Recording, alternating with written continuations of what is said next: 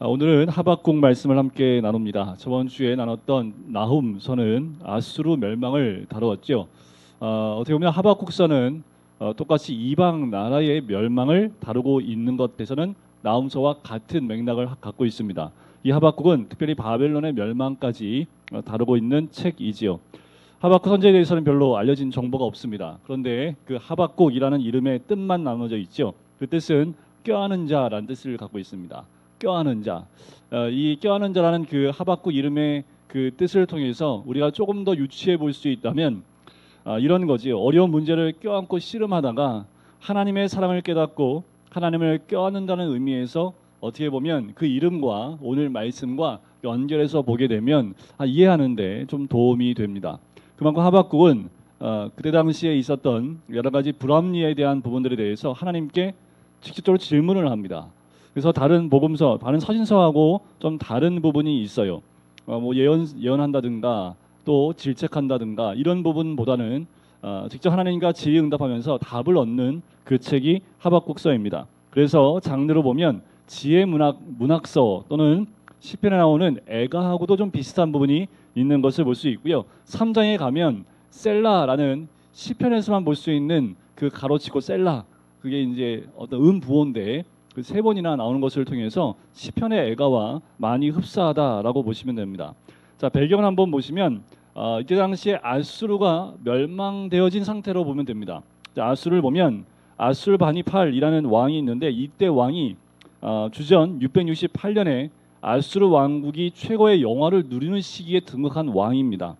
그러다가 650년대 중반부터 내란이 일어나요. 그리고 이집트의 반란이 터집니다.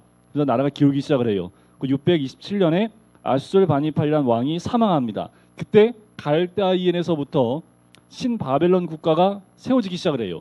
그 세워진 국가의 왕이 나보팔레살이라는 왕인데 그 왕이 아수르를 멸망시킵니다. 그리고 신바벨론 국가를 세워요. 그리고 그 이후에 느부갓네살 왕이 대를 이어서 이 바벨론을 키워나가지요. 자, 유다에서는 이때가 요시야 왕이 영적 개혁을 일으켰던 그 시기로 볼 수 있습니다. 그러니까 하박국 선지자는요, 아수르의 힘이 기울어가는 시기의 사역을 시작했다라고 보시면 돼요. 그러니까 아수르가 완전히 멸망하기 전 아수르가 거의 기울어가고 신바벨론 국가가 세워지면서 바벨론이 힘을 키워나가는 그 시기에 하박국이 선지자로서의 역할을 감당했다라고 보시면 됩니다. 이 갈대아인 하면 바벨론이라고 서로 이렇게 닉고로 할 수 있습니다. 그러니까 이 바벨론의 기원이 갈대아인으로부터 시작되었기 때문에 그래요. 그래서 오늘 하박국서에도 갈대아인이라는 표현이 나오는데 그것은 바벨론 국가를 의미합니다. 거룩하신 하나님께서 악한 갈대아인들을 도구로 삼아 유다를 심판하실 것을 예언하는 것이 하박국의 주제로 볼 수 있습니다. 이 하박국 안에는 의인은 믿음으로 말미암아 살리라는 이신칭의의 그 원전이 나와 있기 때문에 주제를 이신칭의, 그러니까 의인은 믿음으로 말미암아 살리라라는 것으로 포커스를 둘 수 있는데 하박국서 전체를 보면 하나님이 거룩하신데 악한 바벨론 갈대아인들을 도구로 삼아서 악한 그때 당시에 유다가 죄를 짓고 우상을 숭배하고 패악한 그 모든 유다를 심판하실 것이라는 것을 예언하는 것이 이 하박국서의 주제입니다. 그러면서 하박국이 또 질문을 하는 거죠. 하나님 어떻게 더 악한 이 바벨론 국가가 하나님의 택한 백성을 심판하는 도구로 쓰임받을 수 있습니까? 이런 질문도 하게 됩니다. 특징을 보시면 특징으로 좀 본다면 뭐 여러 가지 이제 세 가지가 여기 적혀 있지만 특별히 하나님과의 질의응답식 대화를 통해서 메시지를 전하는 특징이 있다는 겁니다. 하나님께 계속 질문을 해요. 그 질문에 하나님이 답하려는 형식으로 이 메시지가 전달되어집니다. 먼저 악한 유다를 심판하지 않으시는 하나님에 대한 불만을 이야기합니다. 이게 첫 번째 질문이에요. 유다가 이렇게 악한데 하나님 이 악에 대해서 하나님 가만두시겠습니까? 하면서 불만을 이야기합니다. 하나님은 그 대답으로 더 악한 바벨론을 사용해서 유다를 심판하시겠다라고 말씀을 해요. 근데 이 말을 딱 듣고 보니까 아무래도 이게 거룩하신 하나님이 앞뒤가 안 맞는 것 같아요. 왜냐하면 유다가 악한 짓에서 심판을 받는 건 맞지만 그보다 더 악한 이방 국가를 들어서 유다를 심판하신다는 것이 그것이 하나님으로서 옳은 방법입니까? 라는 질문을 갖게 되지요. 자, 거기에 대해서 하나님께서는 여기에 대해서 정하신 때를 기다리면 사악한 나라 바벨론도 자신들의 죄값으로 심판을 받을 것이다라는 또 응답을 주십니다. 결국 이 세상의 모든 악은 그 악의 죄값으로 심판을 받게 되어져 있다라고 말씀을 하는 거예요. 그러면서 믿는 자가 어떻게 살아야 하는지 가르쳐주는 부분을 이야기하면서 의인은 믿음으로 말미암아 살리라라는 그 유명한 말씀을 하게 되는 거지요. 자, 이렇게 보는 거예요. 의인은 하나님의 말씀이 성취되는 때를 기다리고 말씀을 신뢰하며 믿음으로 살아가는 자들이 의인이다라는 거예요. 그래서 의인은 믿음으로 말미암아 살리라라고 얘기하는 거지요. 자, 유다의 패역함에 대해서 이 하박국이 하나님 언제까지 이것을 보고 계시겠습니까? 그랬더니 하나님이 이 바벨론, 그러니까 이 갈대아인을 일으켜서 그들로 하여금 유다를 심판하시겠다라고 말씀을 하니까 다시 또 질문을 하는 거예요. 자, 그러면서 하나님이 답변하시면서 바벨론도 그 죄값으로 심판을 받을 것이다 라고 말씀을 하셨는데 아직 이루어지지 않았지요. 아직 남유다도 멸망하기 전입니다. 바벨론도 멸망하기 전입니다. 지금은 상황이 어떤 상황이에요? 유다 안에 패역함이 불의가 가득한 때이고 바벨론 국가는 새롭게 일어나면서 주변 국가들을 정복해 나가면서 갖은 악행을 다 행하는 그것을 눈으로 보고 있습니다. 그런데 의인은 뭘로 살라고요? 믿음으로 살라고요. 근데 무슨 믿음이요? 하나님이 그것을 심판하실 것이라는 믿음을 가지고 살라는 겁니다. 현재 눈에 보이는 것은 다 악이에요. 불의예요. 그리고 악행만 저지르는 모든 주변의 것들이 있는데 하나님이 그 악으로 그걸 심판하시겠다는 그 말씀, 하나님 말씀을 붙들고 믿고 사는 것이 의인의 삶이라고 말씀하시는 것이요. 우리가 눈을 들어 주변을 봐도 이 땅에 힘 있는 자들의 악행을 보고 또 그 악을 행하는 모습들, 사법이 있고 또 법이 있지만 법을 벗어나서 자기들의 사리사욕을 챙기고 있는 그 모습들을 보면서 이게 정의로운 사회 맞나? 교회가 이렇게 많은데 이렇게 많은 목사들이 있고 많은 그리스도인이 있는데 이 나라가 이 상태 이 꼴이 되는 게 맞나? 어쩌면 하박국의 이 고백이 이 질문이 우리들의 질문이 되어야 합니다. 이런 기도가 우리한테서 쏟아져 나와야 돼요. 단지 나 하나의 일신의 편안을 위해서만 기도하는 것이 아니라 이 나라를 위해 기도할 때 하나님 이 나라가 이렇게 되는 거 맞습니까? 이렇게 수없는 십자가가 이 나라의 전국 방방곡곡에 다 세워졌음에도 불구하고 이 땅에 어둠이 사라지지 않고 불의가 가득하고 여전히 죄악과 우상이 난무한 이 나라를 어떻게 하면 좋습니까? 라는 질문이 우리한테 분명히 있어야 된다는 거지요. 하박국은 이걸 끌어안고 기도하는 거예요. 선지자이기 때문에 하나님 주신 사명이 있기 때문에 끌어안고 기도하면서 하나님께 질문하는 거죠. 그 하나님 뭐라고 말씀하십니까? 내 심판할 거야. 왜냐하면 하나님은 악을 그냥 두고 보지 않습니다. 그 죄는 죄값을 갖게 내가 반드시 할 거다. 그런데 어떻게 하신다고요? 더 악한 세상에 더 악한 자를 들어서 그 악한 자를 벌하겠다라는 거죠.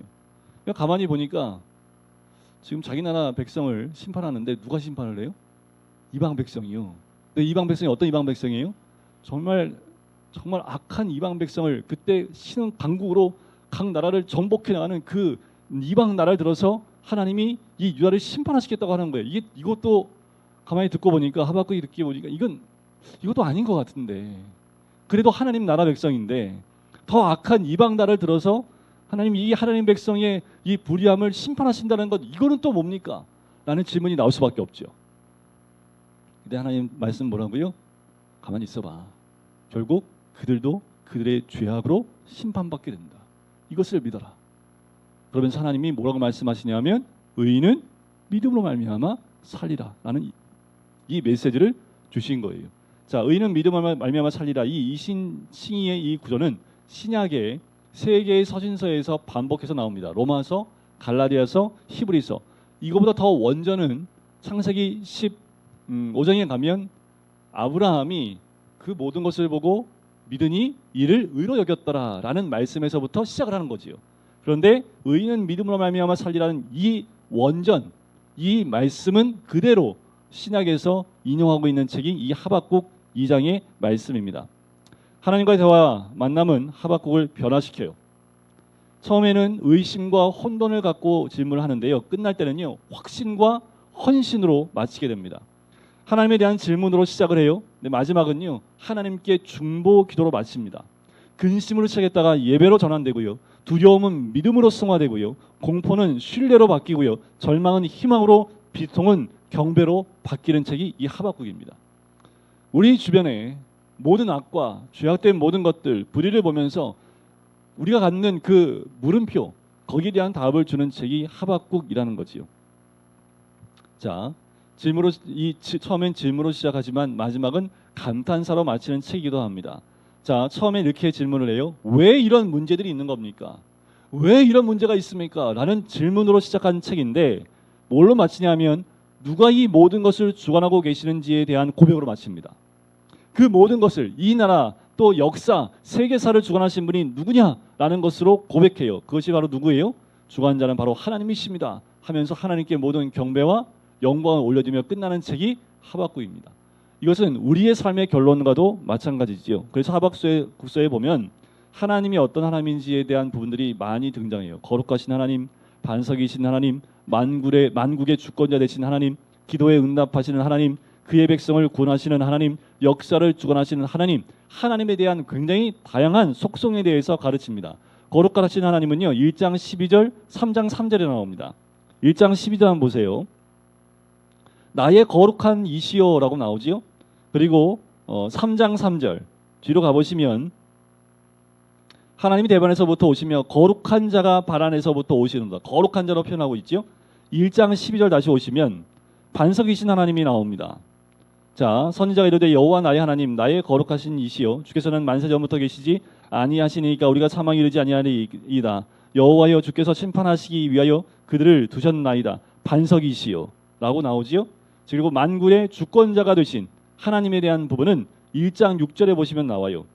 1장 6절을 보면 이 내용 자체에서 만국의 주권자 되심을 드러내고 있고 3장 6절로 넘어가시면 3장 6절 그 안에도 만군의 주권자의 모습이 그대로 드러납니다. 그리고 3장 12절에 가도 이 말씀 안에서 만국의 주권자, 모든 나라를 다스리는 주권자이신 하나님의 모습이 나오지요. 자, 2장 1절 2절을 보면 2장 2절을 보시면 나오겠네요. 여호와께서 내게 대답하여 이르시되 너는 이 묵시를 기록하며 판에 명백히 새기되 달려가면서 읽을 수 있게 하라. 왜 이 말씀했습니까? 1번에 1절에 2장 1절에 질문한 거에 대해서 대답하시는 거죠. 그러니까 기도에 응답하신 하나님의 모습이 나와요. 그리고 3장 13절 한번 보시면 백성을 구원하시는 하나님의 모습이 나옵니다. 자, 주께서 주의 백성을 구원하시려고 나오지요. 그의 백성을 구원하시는 하나님. 3장 19절 주 여호와는 나의 힘이시나 나의 발을 사슴과 같게 하사 나를 나의 높은 곳으로 다니게 하시리로다. 그 말은 뭘까요? 하나님 백성을 구원하시는 하나님을 의미하는 거지요. 마지막 2장 3절에 보면 역사를 주관하시는 하나님의 모습이 나옵니다. 자, 이 묵시는 정한 때가 있나니 그 종말이 속히 이르겠고 결코 거짓되지 아니하리라. 비록 더딜지라도 기다리라. 지체되지 않고 반드시 응하리라. 역사를 주관하시는 하나님이지요. 정한 때에 하나님이 때가 되면 하나님 반드시 응한다라고 말씀을 하고 계시는 겁니다. 그리고 마지막은 하나님을 신뢰하면서 우리에게 익숙한 구절로 마치지요. 무화과 나무 잎이 마르고 포도 열매가 없어도 난 여호와로 인하여 즐거워하리. 난 여호와로 인하여 즐거워하리. 이 찬양의 가사가 하박국 3장 17절 18절에 나오는 고백이고 찬양이기도 합니다. 그러니까 이 노래는 아까도 말씀드렸지만 절체절명의 국가적 멸망의 위기에 놓여 있을 때 부른 거예요. 그러니까 이게 정말 하나님 너무 좋고 평화롭고 화평하고 모든 일이 잘 풀리고 그래서 이 찬양을 드린 것이 아니라 지금 국가가 바벨론에서 곧 멸망당할 그 찰나에 그 순간에 놓여 있을 때 이 찬양을 부른 겁니다. 이게 앞뒤가 맞아요? 지금 쫄딱 망했다고 생각하는 거예요. 지금 쫄딱 망했어요. 그런데 이 찬양을 하고 있다라는 거지. 이게 내가 잘 되고 일이 잘 풀려서 그래서 무화과 나무 잎이 마르고 다 없어도 여호와 하나님 한 분만 족합니다 라고 이게 감격해서 부르는 찬양이 아니라 지금 멸망, 지금 나라가 존폐 위기에 처해 있는 그 상황 가운데 이 찬양을 불렀다는 것은 어마어마한 하나님에 대한 신뢰와 믿음의 고백일 수밖에 없지요. 바벨론이 곧 쳐들어오면 많은 사람이 죽임당하고 포로로 끌려갈 것입니다. 그것이 하나님의 계획함입니다. 그렇게 하나님이 계획하셨대요. 유다가 그렇게 멸망당하는 것을. 그런 온몸이 떨리는 경험을 하지만 기뻐할 이유는 딱 한 가지라는 거죠. 뭐예요? 여호와로 인하여 즐거워하며 구원의 하나님을 인하여 기뻐할 수 있다는 것을 이 하박국이 발견한 거죠. 왜요? 역사의 주관자가 누구시기 때문에 하나님이시기 때문에 그 하나님 한 분만으로 기뻐하고 즐거워한다라고 말씀을 하고 있는 겁니다. 현재 절망의 늪과 덫에 있는 것처럼 느껴진다면 어쩌면 이 찬양의 기도를 통해서 우리 모두가 하박국 선지자와 동일한 고백을 할 수 있을지 모르겠습니다. 또 또한 그런 고백이 있어야 될 줄 믿습니다. 자, 다른 선지자들과 달리 하박국은 이스라엘이 질책하지 않고 백성들에게 하나님을 대언하지도 않아요. 다른 선지자와 좀 달라요. 선지자와 좀 달라요. 이 책은 하박국 개인의 갈등을 다루고 있습니다. 질문과 답을 하기 때문에 세상이 악과 비극으로 가득할지라도 하나님이 여전히 선하시다는 것을 믿기 위한 그의 내면의 여정이다라고 보시면 돼요. 여전히 내 눈에 보이는 모든 악과 불의 가운데 하나님이 그럼에도 불구하고 선하시다는 것을 믿고 고백하며 나가는 하박국의 내면의 믿음의 고백으로 바뀌는 여정이다라고 보시면 됩니다. 자, 우리가 1장 1절을 보시면 선지자 하박국이 묵시로 받은 경고라. 묵시예요. 자, 우리가 이제 주일마다 요한계시록을 함께 볼 텐데 요한계시록도 묵시로 나오죠. 예, 묵시입니다. 상징적인 것들이 많이 나온다고 그랬죠. 묵시 문학은 상징이 많이 나와요. 그 상징을 어떻게 풀 것이냐가 참 중요합니다. 자, 2절부터 4절까지의 내용이 첫 번째 불만이 나와요.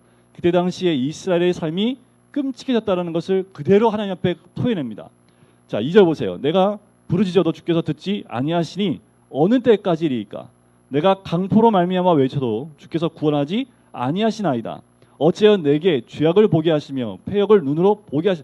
아예 보이지 않으면 괜찮고 그 죄악이 안 보이면 모르겠는데 특별히 선지자이기 때문에 하나님이 그 죄악을 보게 하시고 패역을 눈으로 못 보게 하시는 거지요. 겁탈과 강포가 내 앞에 있고 변론과 분쟁이 일어났나이다.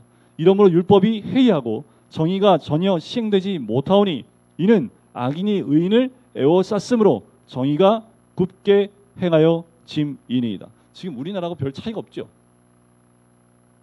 똑같아요. 거의. 교회는 이렇게 많은데 정의는 사라졌고 사법권이 있음에도 불구하고 정말 죽을 죄를 지은 사람들이 뻗어시 자기 살 길을 찾아가고 모든 피해는 연약한 백성들 다 당하고 있는 그 모습을 보는 거죠. 그러니까 하나님께 부르짖는 거예요. 요청하지만 아무 변화도 없어 보이죠. 그래서 5절부터 11절까지가 첫 번째 주님의 대답입니다. 갑자기 하나님 대답하세요. 하나님은 자신의 백성 이스라엘이 부패했음을 잘 알고 계신다고 얘기합니다. 자, 5절을 보세요. 너희는 여러 나라를 보고 또 보고 놀라고 또 놀랄지어다. 너희의 생전에 내가 한 가지 일을 행할 것이라. 누가 너희에게 말할지라도 너희가 믿지 아니하리라. 보라, 내가 사납고 성급한 백성 곧 땅이 넓은 곳으로 다니며 자기의 소유가 아닌 거처들을 점령하는 갈대아 사람을 일으켰다. 이게 바벨론입니다. 그들은 무섭고 두렵고 무서우며 당당함과 위엄이 자기들에게서 나오며 그들의 군마는 어마어마해요. 평원보다 빠르고 저녁 이리보다 사나우며 그들의 마병은 먼 곳에서부터 빨리 달려오는 마병이라. 마치 먹이를 움키려 하는 독수리의 나름과 같으니라. 얼마나 강포한지를 표현하고 있는 거지요. 11절을 보면 그들은 자기들의 힘을 자기들의 신으로 삼은 자들이라. 이에 바람같이 급히 몰아 지나치게 행하여 범죄하리라. 근데 가만히 보니까 지금 하나님 말씀하시는 것도 이 바벨론이라는 국가가 정의를 행하는 국가라고 말씀하시는 거예요? 아니면 폐역한 국가라고 말씀하시는 거예요? 정의를 행하는 국가라고 보이지 않지요? 지금 표현한 것 자체가 아주 맹수 같아요. 막 잡아 뜯어요. 그리고 파멸시켜요. 가만히 있는 것도 달려들어서 막 없애버리는 정말 맹렬한 표범, 일이 정말 독수리 막 먹이를 움키는 독수리 날카로움으로 표시를 하고 있습니다. 그러니까 그 바벨론을 일으켜서 이스라엘을 공의로 심판하시겠다라는 거지. 하나님의 이스라엘의 불의와 악함으로 인해 이 참혹한 제국이 그들을 삼키게 하겠다라는 거예요. 정말 참혹한 바벨론 제국이지요. 그랬더니 두 번째 불만을 1장 12절부터 다시 호소하기 시작을 합니다. 하박국이 답변에 동의할 수 없는 거지요. 두 번째 불만 사항을 제기하는 거지요. 바벨론이 이스라엘보다 더 악하다고, 더 부패했고 더 폭력적이며 자기들의 군사력을 신격화하면서 사람들을 동물처럼 취급한다고 항변을 해요. 마치 어망의 물고기처럼 그들 자신의 제국을 구축하기 위해 다른 나라와 민족을 삼키는 자들이라고 말하지요. 자, 13절을 보시면 주께서는 눈이 정결하심으로 악을 참아보지 못하시며 패역을 참아보지 못하시거늘 어찌하여 거짓된 자들을 방관하시며 악인이 자기보다 의로운 사람을 삼키는데도 잠잠하시나이까. 그러니까 뭐예요? 바벨론보다는 그래도 유다가 낫잖아요. 이런 거예요. 유다가 아무리 패역하다 하더라도 바벨론만큼은 안 한데 어떻게 더 악한 바벨론을 들어서 그래도 좀 더 나은 유다를 이렇게 삼키는 것을 허락하십니까? 라고 이야기하는 거죠. 14절에 보세요. 바다에 고기 같게 하신다고 그러죠. 15절에 낚시 그물로 투망으로 모은다고 하지요. 그리고 기뻐하고 즐거워하여 그물에 제사하며 투망 앞에 분향하오니 이는 그것을 힘입어 소득이 풍부하고 먹을 것이 풍성하게 됨이니이다. 그물을 떨고는 계속하여 여러 나라를 무자비하게 멸망시키는 것이 옳으니까 라고 지금 하나님께 대해서 하나님 맞아요 지금? 이게 지금 하나님 말씀하신 게 상황이 맞습니까? 하나님 거룩하신 하나님인데 그래서 12절에 거룩하신 하나님이라고 얘기하는 거예요. 하나님 거룩하신데 그럴 수 있습니까? 하나님이 반석이신데 그렇게 할 수 있습니까? 아니 내가 유다 민족을 심판하시고 패망시키라고 말씀하는 게 아니라 그냥 그 불의를 보시고 그 불의한 자들을 심판해달라는 얘기지 이 나라 자체를 하나님 백성 자체를 하나님 전부 다 그냥 바벨론을 속국으로 만들라는 얘기가 아니었을 거 아니에요. 그러니까 우리나라 위해서 기도할 때도 우리나라가 중국의 속국이 돼버린다고 생각해 보세요. 우리가 더 악한 나라를 중국으로 예를 든다면 그러면 기도한 사람이 그 원했던 건 아니잖아요. 하나님 저 중국 땅이 십자가를 다 이렇게 부수고 내리는 그 나라인데 어떻게 그 나라가 우리나라를 점령하게 만드십니까? 그게 하나님 거룩하신 분인데 그게 맞습니까? 우리도 불의하지만 우리가 더 몇 배 불의한 저 나라가 우리나라를 점령한다 이게 말이 됩니까? 일리가 있죠. 적절한 예인 것 같아요. 2장 1절 보세요. 2장 1절 보니까 내가 내 파수하는 곳에 서며 성루에 서리라. 이렇게 서 있을 테니까 답해달라는 거예요. 내가 이렇게 파수하는 자처럼 성리에 서서 기다릴 테니 답을 해달라고 얘기하는 거예요. 어떻게 대답하실는지 보리라 하였더니 바로 2절부터 대답을 주십니다. 그랬더니 이제 하박국한테 얘기하는 거예요. 자, 명백하게 기록하여 판에 명백히 새기되 달려가면서도 읽을 수 있게 하라. 그러니까 뭐예요? 판과 끈을 가져다가 네가 보고 들은 것을 기록하라는 겁니다. 달려가면서도 분명히 볼 수 있게끔 그렇게 새겨 넣으라는 거지요. 이것은 미래에 정해진 때에 관한 묵시입니다. 지체되지 않고 반드시 이루어질 것이다 라는 것으로 그 의미로 판에다 끈을 가져서 새겨버리라는 거예요. 곧 일어날 일이다. 자, 3절 아까도 읽었지만 이 묵시는 정한 때가 있나니 그 종말이 속히 이르겠고 결코 거짓되지 아니하리라. 비록 더딜지라도 기다리라. 지체되지 않고 반드시 응하리라. 네가 보기엔 지체되는 것 같지만 좀 기다려봐. 지체되지 않고 반드시 응한다라는 거지요. 그러면서 4절 말씀이 나오는 거예요. 보라, 그의 마음은 교만하며 그 속에서 정직하지 못하나 의인은 그의 믿음으로 말미암아 살리라. 그렇게 교만한 자들, 정직하지 못한 자들, 그런 자들이 그렇게 많다 할지라도 의인은 오직 믿음으로 말미암아 어떻게 해요? 3절의 말씀이 이루어질 것을 믿는 믿음 가운데 하나님의 거룩함과 반석이시고 또 만국을 주관하시고 역사를 주관하시고 그 모든 것을 다스리고 계신 그 하나님을 믿는 믿음으로 말미암아 살아내는 자가 의인이다라고 말씀하는 거예요. 지금 상황이 어떤 상황이라고요? 풍전등화. 곧 바벨론에 의해서 유다 나라가 파멸될 시기. 곧 많은 사람이 죽어나가고 많은 사람이 포로로 잡혀가는 그때 의인은 어떻게 살라고요? 살 수 있어요?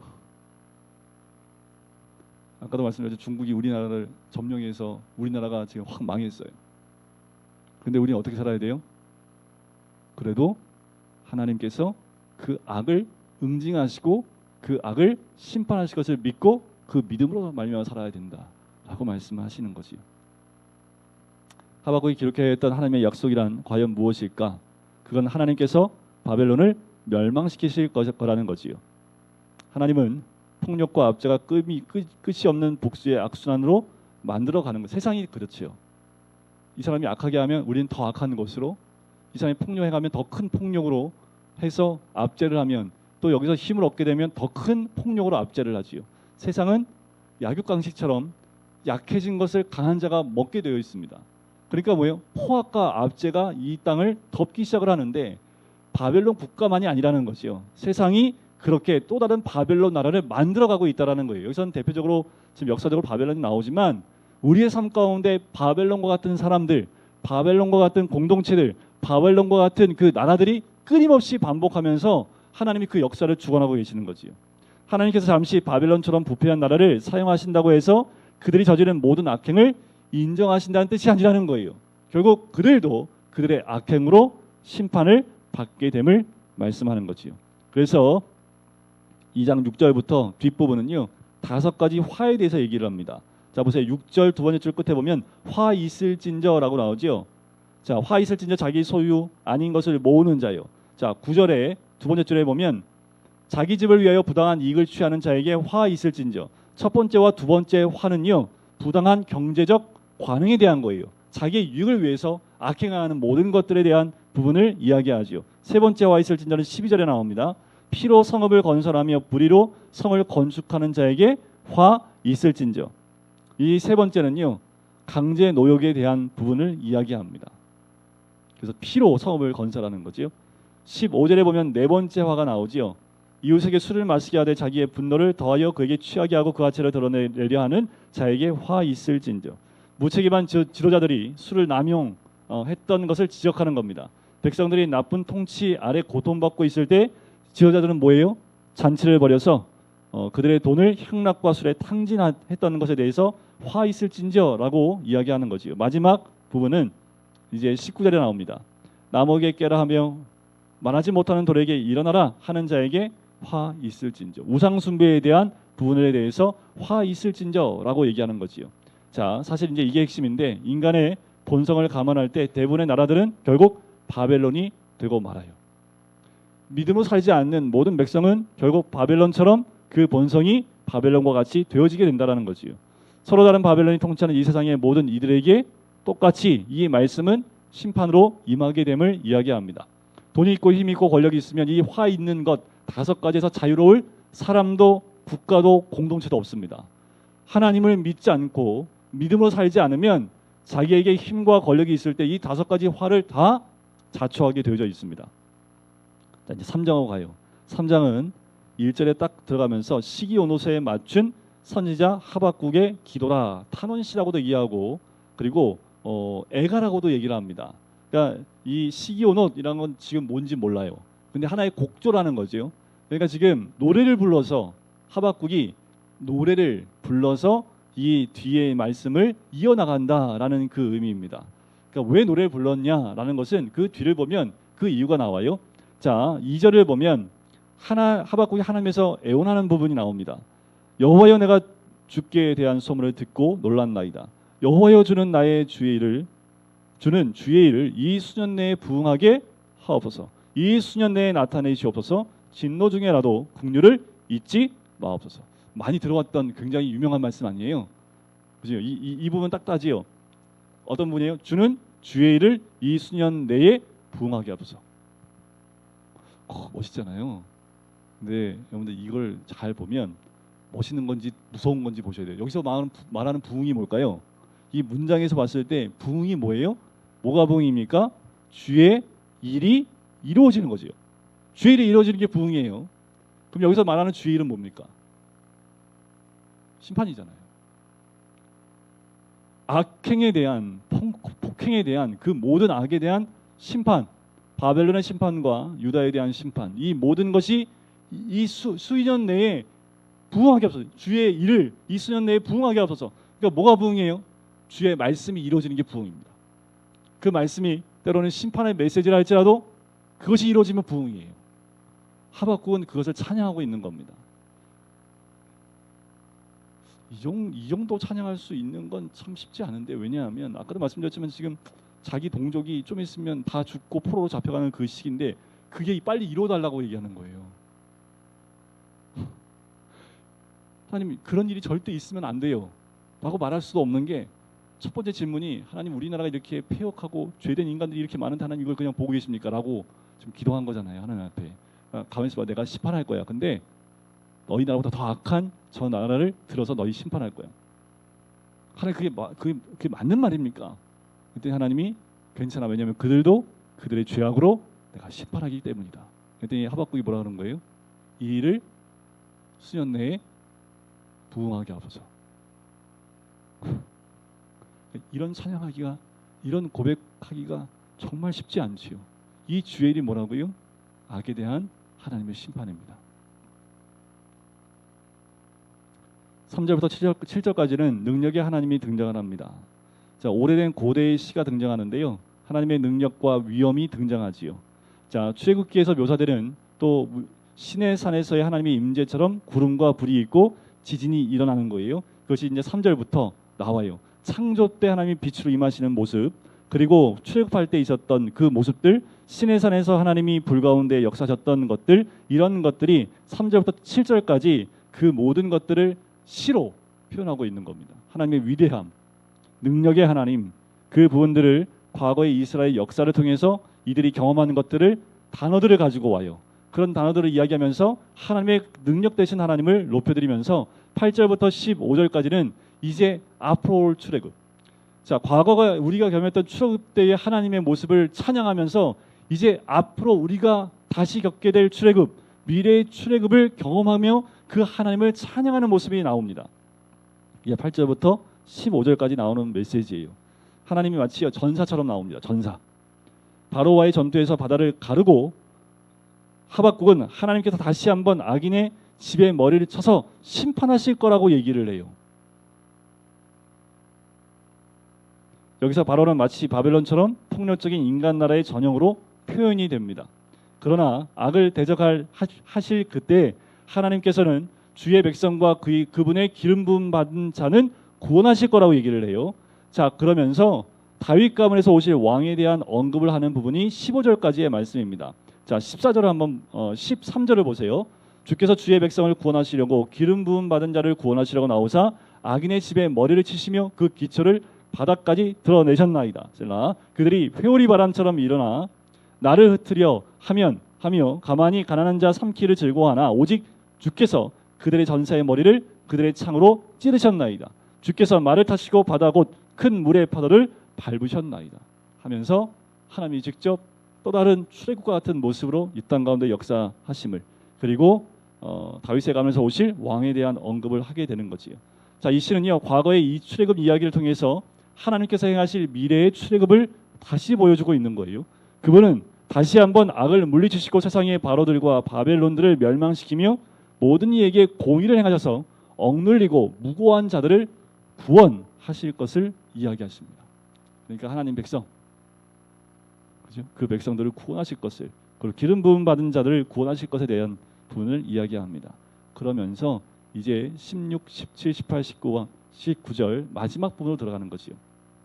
내가 들었으므로 내 창자가 흔들렸고 그 목소리로 말미암아 내 입술이 떨렸도다. 무리가 우리를 치러 올라오는 환난 날을 내가 기다림으로 썩이는 것이 내 뼈에 들어왔으며 내 몸은 내 처소에서 떨리는도다. 16절 한 절에서 얼마나 지금 하박국이 타들어가고 있는지, 유다 백성들의 그 어려움 가운데 처할 것을 알고 얼마나 몸서리치고 있는지가 나오죠. 그런데 17절에 그럼에도 불구하고 비록 무화과 나무가 무성하지 못하며 포도나무에 열매가 없으며 감람나무에 소출이 없으며 밭에 먹을 것이 없으며 우리의 양이 없으며 외양간에 소가 없을지라도, 이것이 이제 유다가 처할 환경이라는 거지요. 나는 여호와로 말미암아 즐거워하며 나의 구원의 하나님으로 말미암아 기뻐하리로다. 왜냐하면 그분만이 구원을 허락하시기 때문에, 그 하나님만 계시면 나는 기뻐하고 즐거워할 수 있다라고 이야기하는 거지요. 소망의 찬양입니다. 그러면서 19절에 주 여호와는 나의 힘이시라. 나의 발을 사슴과 같게 하사 나를 나의 높은 곳으로 다니게 하리로다. 이 노래는 지휘하는 사람을 위하여 내 수금에 맞춘 것이니라. 왜 노래까지 만들었을까요? 잊혀지지 않게 하기 위한 겁니다. 그래서 이스라엘의 과거에 역사하셨던 하나님을 이제 앞으로 역사하실 하나님과 비견하며 함께 찬양하고, 하지만 자기 동족이 겪게 될 그 아픔에 굉장히 몸서리치면서 힘들고 어렵지만 다 없다 할지라도 구원을 허락하시는 그 하나님이 나와 함께 하시기 때문에 우리는 기뻐하고 즐거워하자라고 함께 고백을 하는 거지요. 이 하박국은 이 책의 끝에서 믿음으로 말미암아 사는 의인의 빛나는 예를 이렇게 17절과 18절과 19절에 보여주는 거예요. 의인은 믿음으로 말미암아 살리라. 근데 그 믿음으로 말미암아 산다는 게 뭘까? 그것이 바로 17절과 18절과 19절에 나오는 그 삶이 믿음으로 사는 삶이다라고 하박국이 우리에게 보여주고 있는 거지요. 이 세상과 우리의 삶이 얼마나 어둡고 혼란스러울 수 있는지 깨닫기에 우리를 믿음의 여정으로 하박국은 함께 초대를 하고 있는 거지. 지금 이 시대가 어둡고 죄악이 가득하고 우상이 가득한 때입니다. 앞으로 이 시대보다 더 악할 때가 오겠지요. 그때 더더욱 우리는 하박국 말씀을 의지하고 하나님이 그 악을 보고 심판하십니다. 우리가 이제 요한계시록 같이 계속 보실 텐데 요한계시록은 마지막 심판이지요. 뭐가 부흥이라고요? 하나님의 그 심판이 이루어지는 것이 부흥이라니까요. 이 땅에 하나님이 악을 제하시는 만큼 그리고 폭행과 폭력과 모든 악을 심판하시는 것, 그것이 이루어지는 것이 진정한 부흥이라는 겁니다. 그러니까 우리가 경험해야 될 것은 그럼에도 불구하고 우리는 여호와를 인하여 즐거워하리로다, 구원을 베푸신 하나님을 기뻐하리로다 라는 이 하박국의 믿음의 고백이 우리 안에 있어야 될 줄 믿습니다. 우리의 삶이 이 하박국의 결론처럼 우리의 삶도 그런 결론으로 끝날 수 있기를 주의 이름으로 간절히 축원드립니다. 우리 이 시간에 함께 기도하실까요? 잠깐 기도할 텐데 하나님, 우리에게도 하박국과 같은 그 마음을 허락해 주시옵소서. 이 나라와 이 민족을 보면서 하나님, 이 땅에 있는 어두움과 죄악에 가득한 이 땅을 바라보며 아버지 하나님, 이 땅의 죄악 가운데 있는 이 민족을 불쌍히 여겨주시고 아버지 하나님, 이 땅 가운데 이 죄악을 그냥 보고 계시지 아니하고 심판하신 하나님, 하지만 구원을 베푸실 주님을 의지합니다. 아버지 하나님, 여호와로 인하여 기뻐하고 또 구원을 베푸실 그 주님을 즐거워할 수 있는 이 하박국의 믿음, 의인은 믿음을 말미암아 살리라 라는 그 고백이 우리의 삶 가운데 있게 해달라고 우리 시간에 같이 한 목소리로 기도하겠습니다. 사랑해 주님 감사합니다. 하나님, 오늘도 하박국 말씀을 함께 나누며 아버지 하나님, 이 시대를 하박국의 눈으로 같이 볼 수 있게 해주심을 감사합니다. 하박국을 통해 주시는 하나님의 그 음성을 듣게 인도해 주셔서 하박국이 아버지 하나님, 남유다의 그 죄악과 그 모든 악행들을 바라보며 주님의 심판을 아버지 하나님 바라기 원했던 그 모든 모습들 가운데 아버지 하나님, 우리가 깨달아야 될 것은 그 악을 보고 계시지 아니하시는 하나님의 뜻인 줄 믿습니다.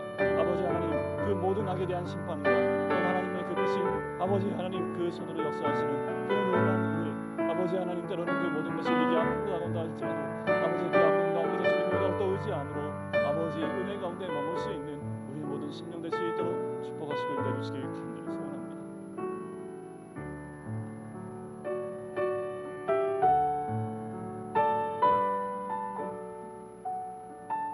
사랑해 주님, 이 시대를 살고 있는 우리들, 하박국이 갖고 있었던 이 믿음의 물음들이, 질문들이 우리의 질문이 되게 하여 주시고 하박국이 주신 그 대답과 답변들이 우리에게 허락하신 하나님의 답변이 되어져 의인은 믿음으로 말미암아 살리라는 그 말씀대로 아무것 없어도, 무화과 나무도 없고 소출도 없고 양의 우리도 없고 소도 없고 아무것도 없다 할지라도 하나님이 한 분 계시기에 기뻐할 수 있고 구원하시는 하나님이 계시기에 즐거워할 수 있는 믿음의 고백을 할 수 있는 우리가 될 수 있도록 아버지 인도하여 주시옵소서.